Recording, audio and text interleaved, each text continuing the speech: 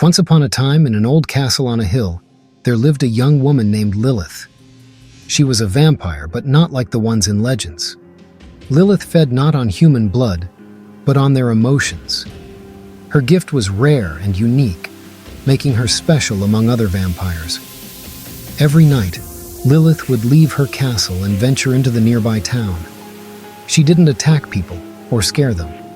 Her presence remained unnoticed as she could blend into the shadows and vanish as soon as someone noticed her. Lilith could read people's emotions from a distance, sensing their fears, joys, sorrows, and hopes. One day, Lilith encountered a young artist named Victor. He was strange, introverted, and constantly sad. Lilith felt his emotions radiate despair, drawing her to him like a moth to a flame. She started observing him from afar, hesitant to get too close for fear of scaring him.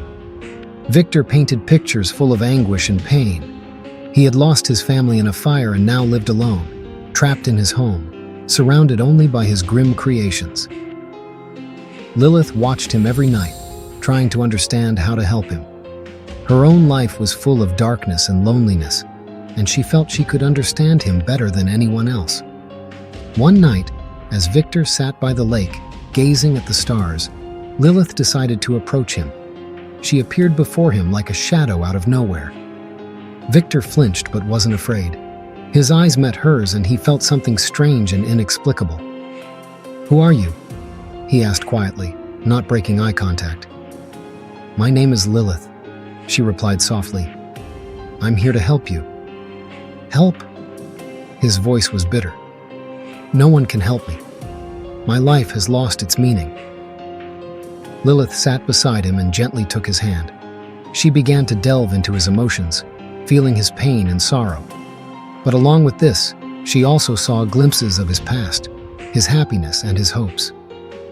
"You are not alone, Victor," she said, conveying warmth through her feelings. "You are strong, and you can overcome this. I believe in you." With every word, Lilith felt Victor starting to change. His emotions became brighter, less suppressed. He began to see the light in her words, to believe in the possibility of happiness. Months passed. Lilith and Victor became inseparable. They spent nights together, talking about life, pain, and hopes.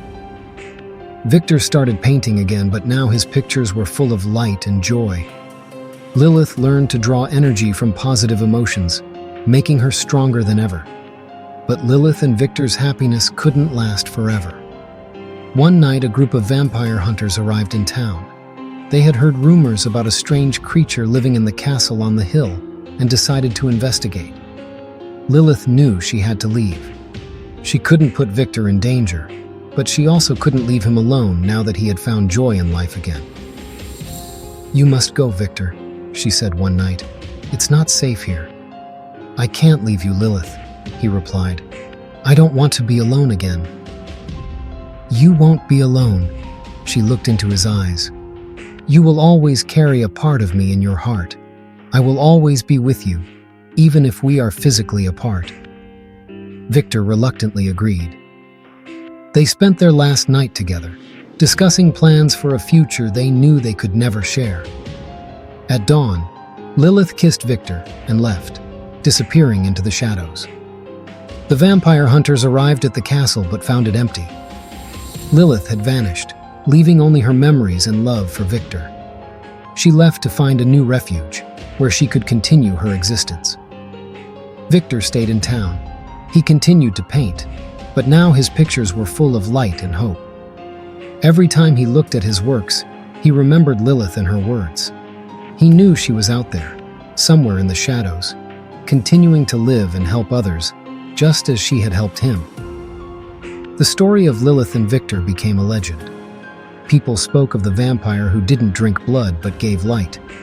And this legend inspired many to fight their own fears and sorrows, reminding them that even in the deepest darkness, there is light to be found.